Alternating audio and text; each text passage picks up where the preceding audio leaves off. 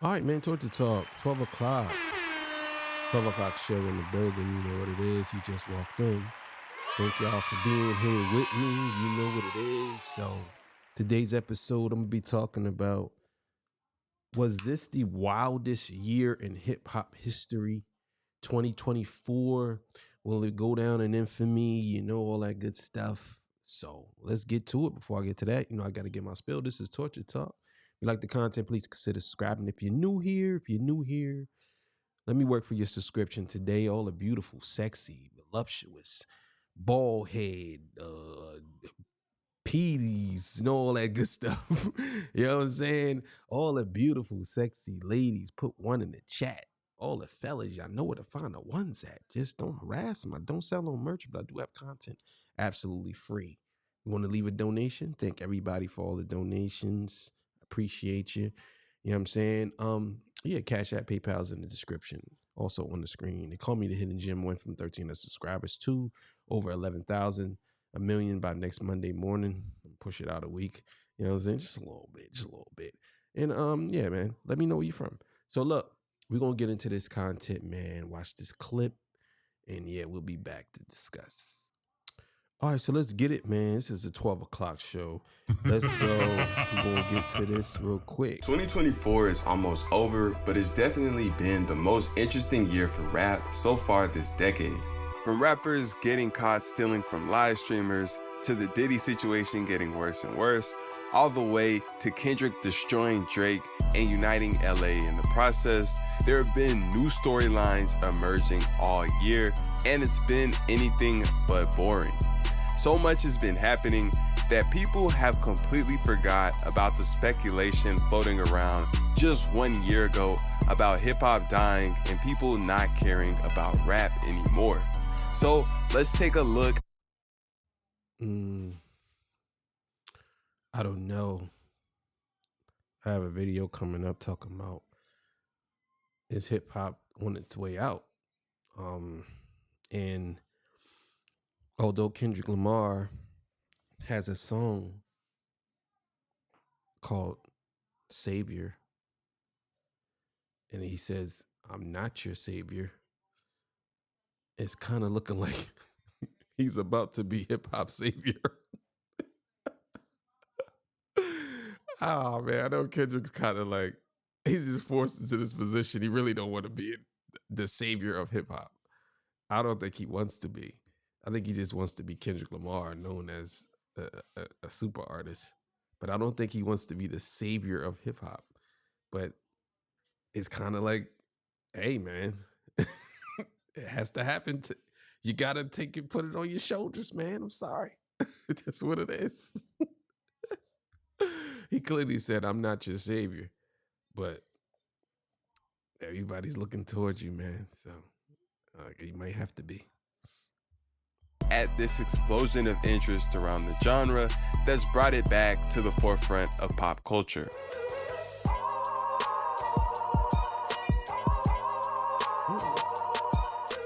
To give a quick recap, the previous year, basically every album was flopping, no new big artists were hitting the mainstream, and things were beginning to feel stale. In early 2024, Playboi Carti had a surprising pop-up, dropping a ton of music on his burner Instagram account and even teasing a new album.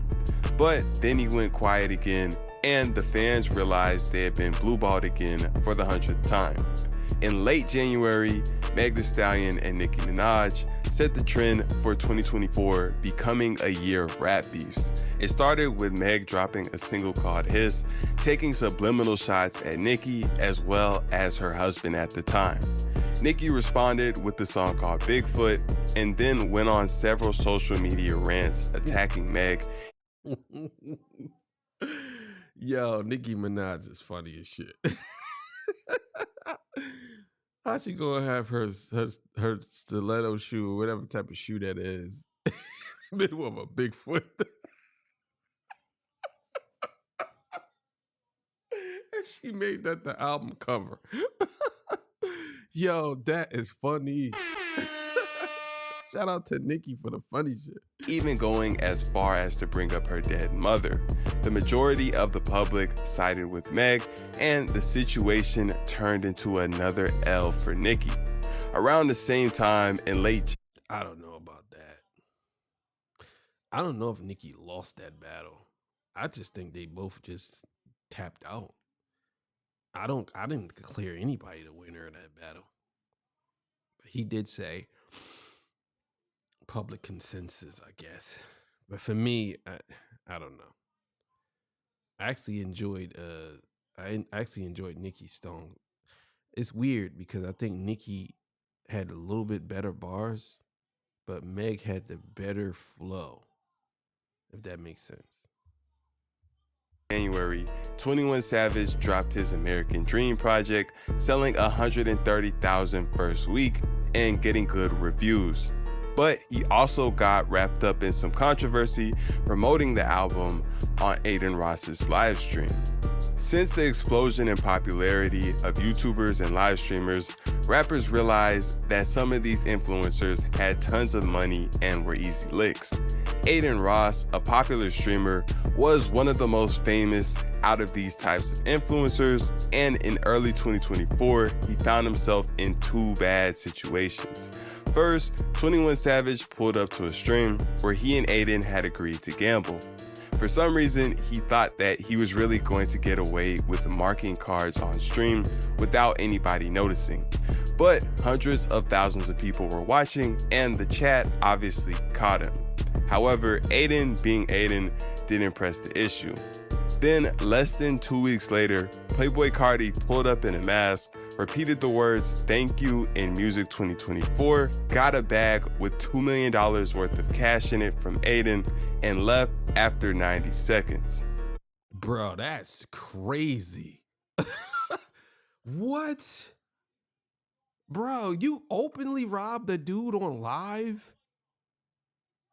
You robbed a dude on live openly? And this hot, bro. You robbed a dude for $2 million on his live stream? That had to be a setup. That had to be a setup. I'm sorry. Either it's a setup or Adin Ross is a bitch. Ain't no way a nigga would have walked out of my crib. Ain't no way. We would have both been some dead niggas in that crib. Ain't no way. You niggas bugging the fuck out. You niggas is bugging all the way the fuck out. Y'all bugging all the way the fuck out. It's just y'all got bug eyes and just bugging all the way the fuck out. Ain't no way in the fucking world. Ain't no way in the fucking world. I'll be in the ground.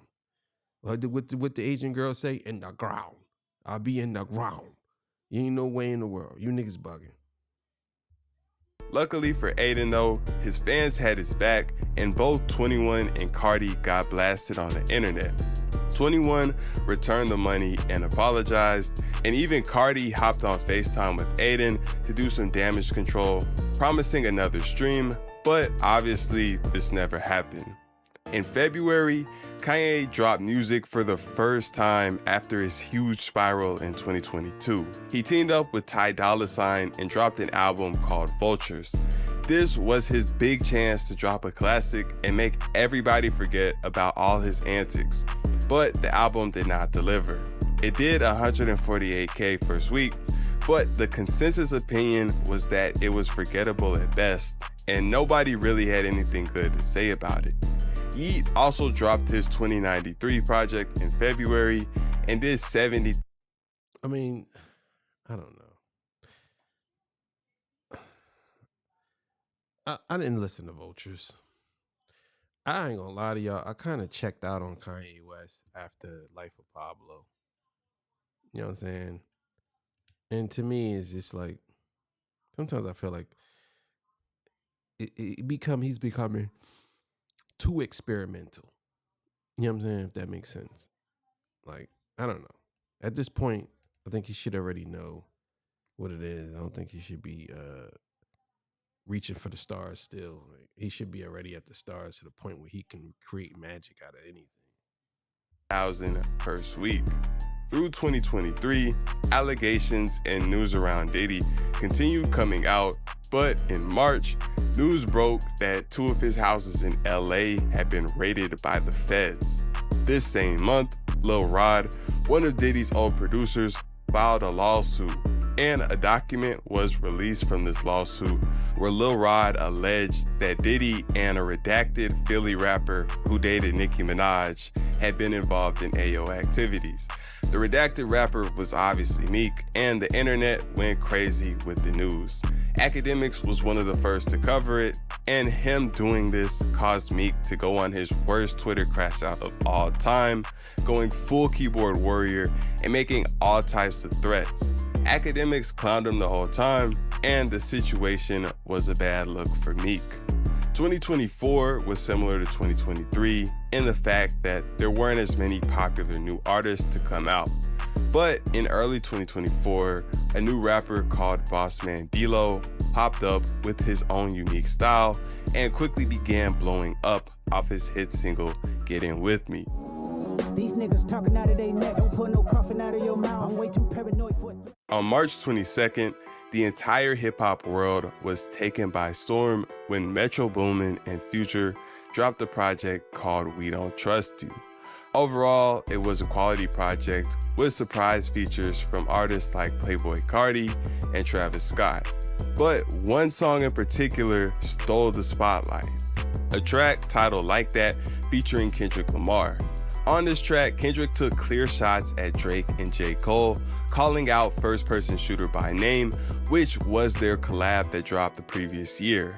Fans were aware that Kendrick and Drake had been taking shots back and forth for years, and Drake and Metro Boomin had problems as well. But the diss confirmed unverified rumors about Future also having problems with Drake. It was later... Damn. It's like Kendrick... What he did with Like that was nothing short of amazing.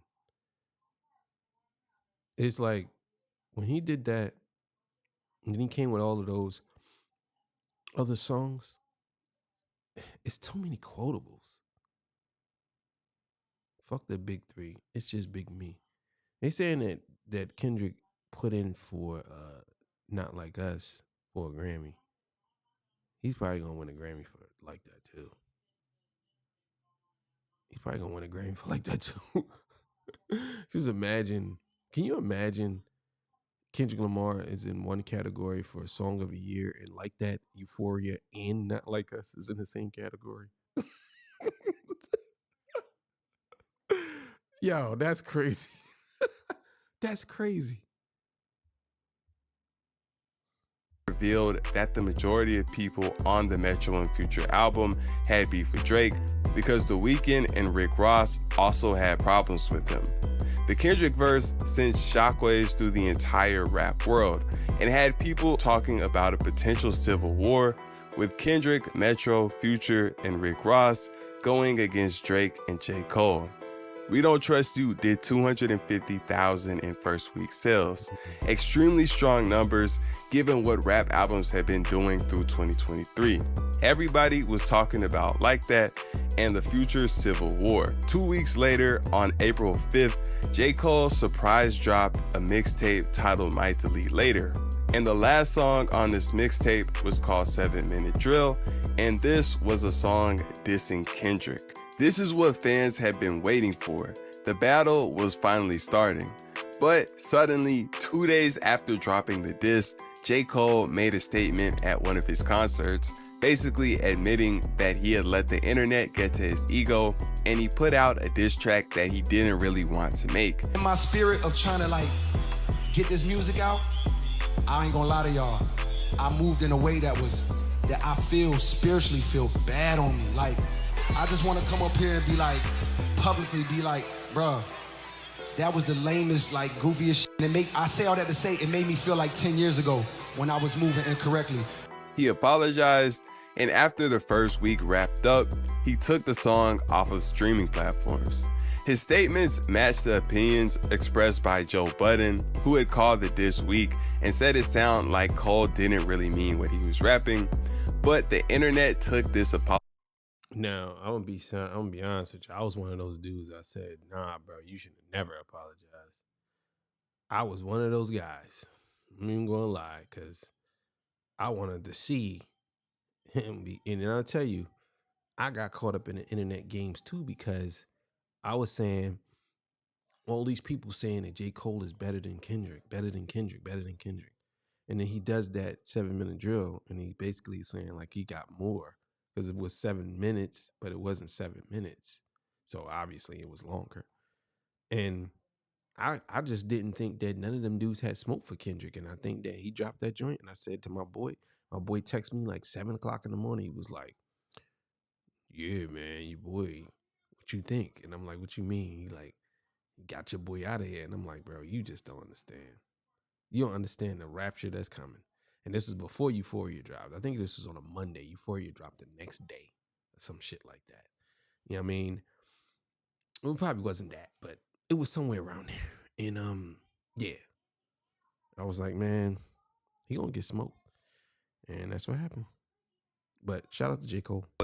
As Cole being scared of Kendrick, and they dragged him for it relentlessly.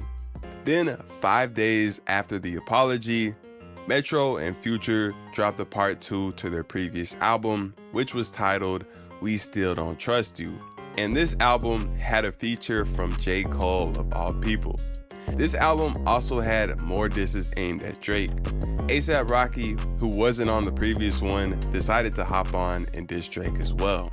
The next day, a leaked Drake response at Kendrick, Future, Metro, Rick Ross, and everybody else who dissed him surfaced on the internet.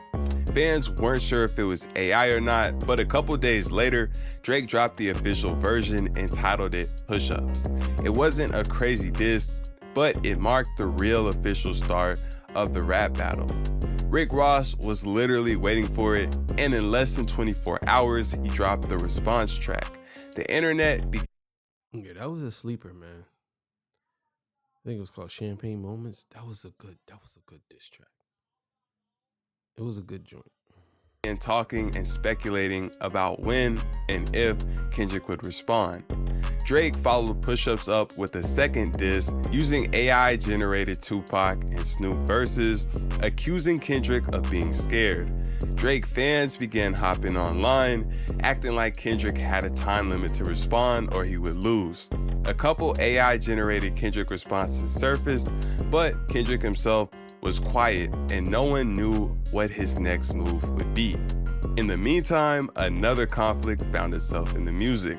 Quavo and Chris Brown had found themselves beefing over females, and in late April, Chris Brown dropped a diss track where he got disrespectful, saying that he hit Quavo's ex while he was still with her, and that when Takeoff passed, everybody wished that it was Quavo instead. Quavo responded, Damn. How you gonna tell that man, hey, yeah, your brother died, but everybody wish it was you? That's crazy, bro. with the diss, bringing up Chris's ex, talking about his past with Rihanna, and calling him a crackhead, but it didn't hit nearly as hard as Chris's diss, and it was pretty clear that he lost.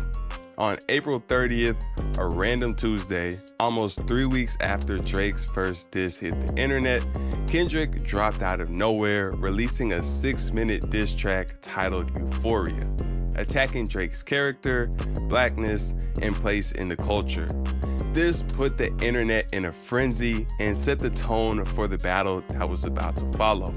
Kendrick followed Euphoria up with a more chill track called 616 in LA, where he foreshadowed that there was a mole in Drake's camp.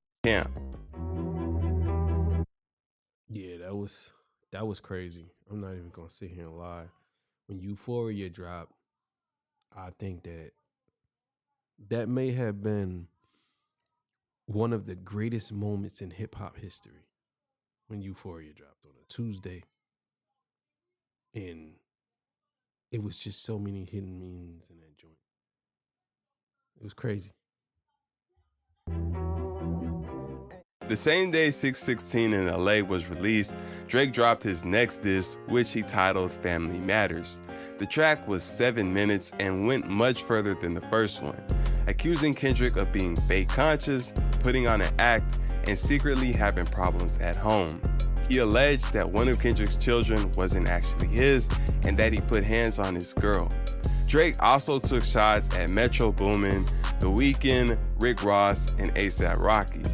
The allegations Drake made definitely marked a dark turn in the seriousness of the situation, and this combined with the fact that the track was a banger with hard-hitting lyrics had things looking like they were shifting in Drake's favor.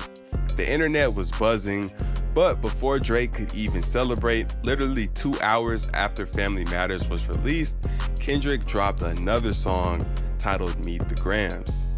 The song was on an eerie beat and took the dark turn that started in Family Matters to the extreme. Kendrick wrote it like a letter to all of Drake's family members, and on the record, he accused Drake and the people around him of being PDFs, and he also accused him of having a secret daughter that he was hiding from the world. This Meet the Grams may be one of the greatest diss songs of all time, pen to paper. I'm not even gonna lie. That was scary. That was scary. Very scary. Very, very, very scary. Accused him of having a secret daughter that he was hiding from the world. This unexpected drop, combined with the scary beat and crazy allegations, completely stole the spotlight and took all the attention from Family Matters, which had only dropped a couple of hours earlier. The next day, he dropped a track called Not Like Us, and this was the icing on the cake. Kendrick doubled down on his PDF and Culture Vulture allegations on a catchy mustard beat that people could dance to and bump in the clubs. Drake dropped one more response claiming that he fed Kendrick fake information, but people weren't buying it. The damage was done and the You're a liar, Drake, bro. You're a liar. You're such a liar. Y'all fed him. We fed you the information. What the bull say? We fed him the information and we called them all clowns. But so who you calling the clowns? Because if y'all fed him the information, the people that gave it to him were clowns. You calling yourself a clown? Did y'all think that out? Oh my God, bro. consensus opinion was that Drake lost.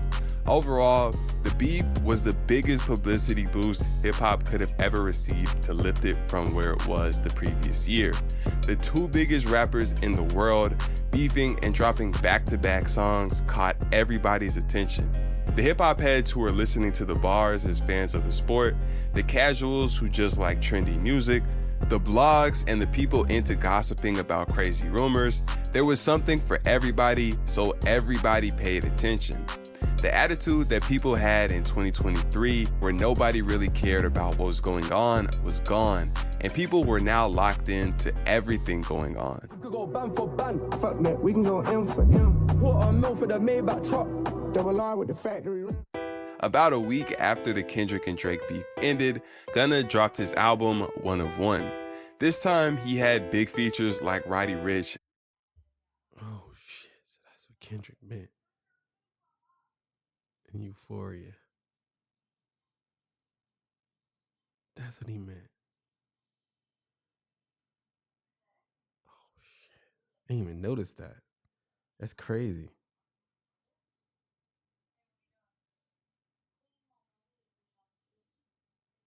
Like I said, they Gunna 101 look like a saint.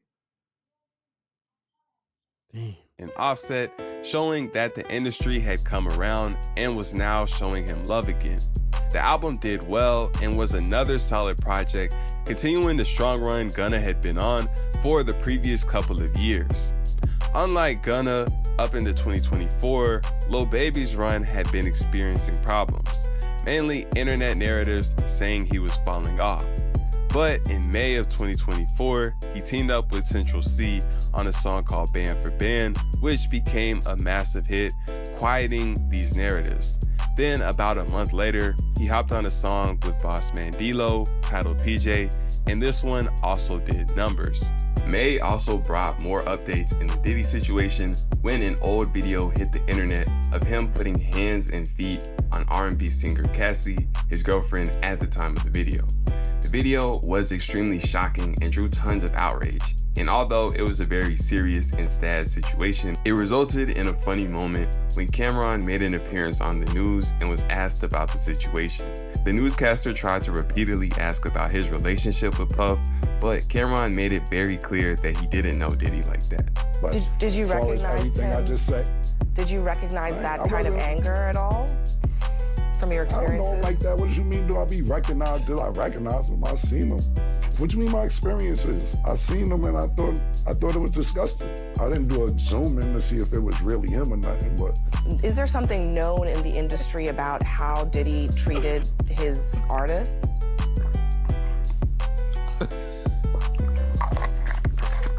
So I'm going to get some cheeks after this horsepower joint. Oh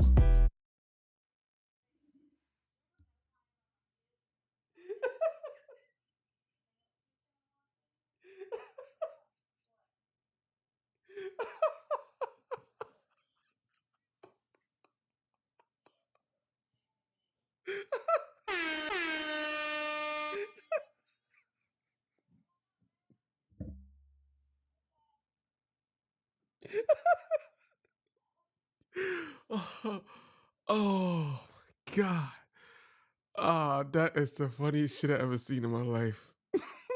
Nigga told the bitch, he said, sorry, I'm gonna get some cheeks after this horsepower joint.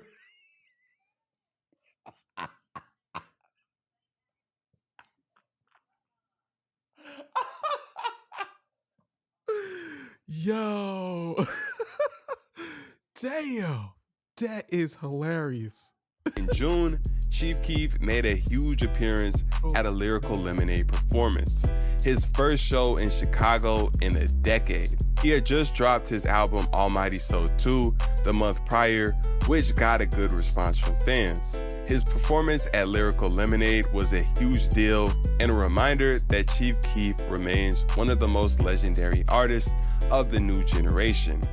After Kendrick's last diss, the beef was over, but Not Like Us quickly became the anthem of 2024, and Kendrick decided to capitalize on the situation and take a victory lap. On Juneteenth, he put on a show to unite the West Coast, bringing out basically every big artist from LA and the surrounding areas. This was a huge show that united the city, temporarily stopping the violence. 2 weeks later, Kendrick dropped the music video for Not Like Us, which contained a lot of the footage from the Juneteenth performance. The video immediately began doing numbers and setting records. Around the same time the music video dropped, Rick Ross found himself in an unnecessary situation in Canada. Ross only dropped one diss track, but he had continued to troll Drake on social media the whole time the beef was going on and after. In July, he went to Canada, playing Kendrick's diss, but a couple locals weren't having it and punched him in the face. Ross downplayed the situation, but the internet clowned him. In the 2-week span between the Juneteenth concert and the Not Like Us video, down on the opposite side of the country, the news broke that Fulio had lost his life in Tampa. It wasn't surprising to anyone, but it was unfortunate. Young and Ace was quick to take advantage of the situation and dropped the song dissing him the same day. About a month afterwards, the suspect— Come on, bro, you niggas is wild crazy.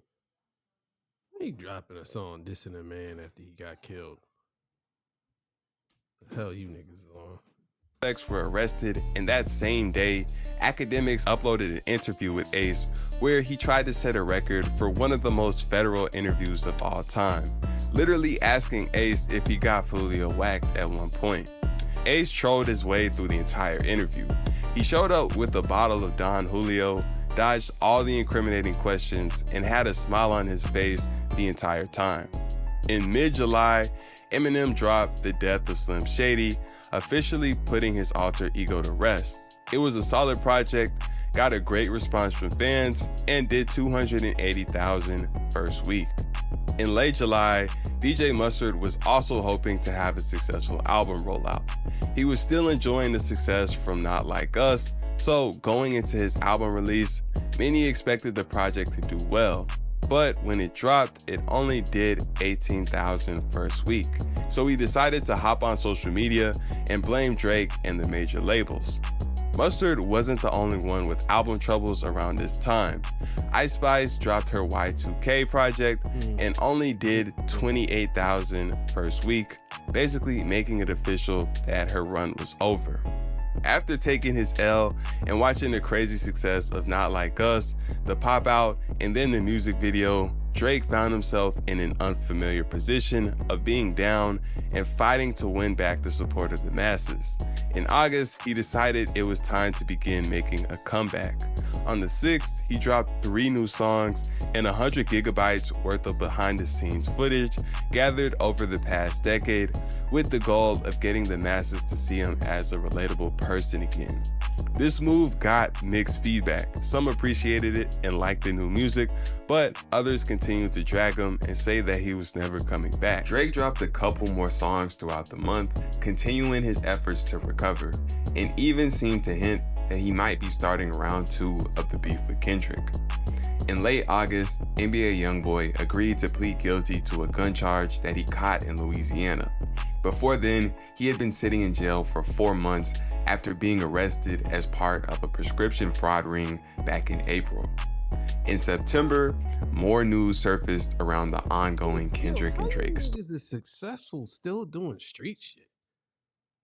I don't know. Maybe you niggas is tied up into that. I would never. I told you, if I was a street nigga, I got out of the streets. I'm moving out the country and doing music.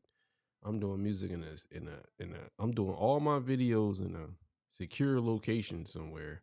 Niggas will never know where I'm at. I'm just gonna be dropping videos out of nowhere. This is crazy. Storyline when Kendrick was selected to perform at the Super Bowl halftime show in New Orleans. He made an announcement in a short video on YouTube where he took shots at Drake again, saying that there aren't any round 2s when you lose a championship. You know it's only one opportunity to win a championship. No round 2s. The announcement caught everybody off guard. Many of the fans were expecting Lil Wayne to be chosen, given the fact that his home city is New Orleans and he always reps it.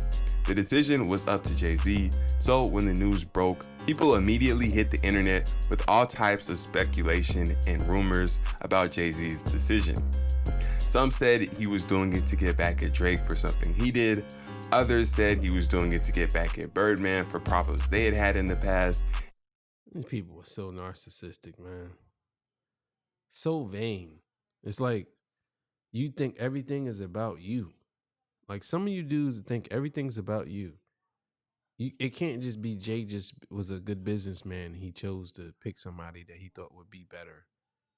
It has to be, oh, he don't like me. That's why he didn't pick Lil Wayne. Come on, bro. And others said it was because of something Wayne did. Regardless of the reason, the situation made tons of noise, adding to the growing plot around Kendrick continuously handing Drake L's. In recent news at the time of this writing in late September, Diddy has been arrested in a New York hotel where he was found with 1,000 bottles of baby oil, and given everything that's been hitting the internet over the past year, it looks like things are finally over for him. So throughout 2024 so far, hip-hop has been anything but boring. We've seen scams, beefs, fall-offs, comebacks, and much more, putting hip-hop in an interesting place. Yeah, man. It's a pretty good video. Yeah, man. 2024, man. Maybe it may go down as the greatest year in hip-hop history when it comes to that 4 days. Those 4 days in May, I believe it was in May. Yeah, that was crazy. That was crazy. And I don't know, man. And I'll be honest with y'all, I don't know where hip hop goes from here, to be honest with y'all. It's a lot going on in hip hop right now. And I think that if people don't start making good music, then it's over. I'm not even gonna sit here and lie to y'all. Because a lot of people are making so much bad music and so much music that nobody wants to hear anymore. It's like it just lost its luster. And it's like people they have to, start making better music.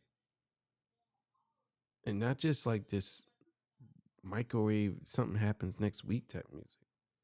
You know what I'm saying? Like, I don't know, man.